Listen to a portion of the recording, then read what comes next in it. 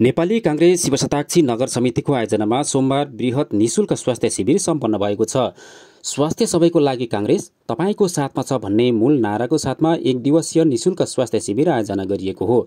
Nobel medical college विराटनगरको प्राविधिक सहयोगमा सोमबार शिवशताक्षी 6 स्थित शिवगंजमा भएको निशुल्क स्वास्थ्य शिविरमा करिब 1500 जनाले स्वास्थ्य जाँच गराएको नेपाली कांग्रेस शिवशताक्षी नगर सभापति अशोक बस्नेतले जानकारी दिनुभयो।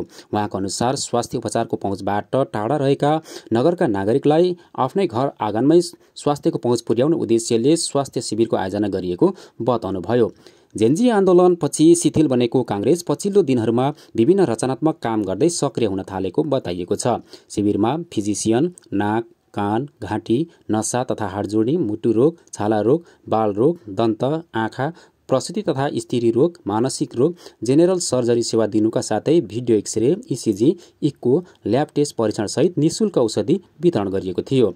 स्वास्थ्य शिविरबाट लाभान्वित बिरामीहरूमध्ये जटिल रोगका बिरामीहरूलाई थप उपचारको लागि नोबेल अस्पतालमा विशेष छुटका साथ उपचार गर्न समेत सहजीकरण गर्ने नेपाली कांग्रेस शिवशताक्षी नगर समितिले जनाएको छ। शिविरमा नोबेल मेडिकल कलेजका 18 जना विशेषज्ञ चिकित्सक सहित प्राविधिक टिमको सहभागितामा बिरामीहरूको स्वास्थ्य चेक जाँच गराइएको थियो।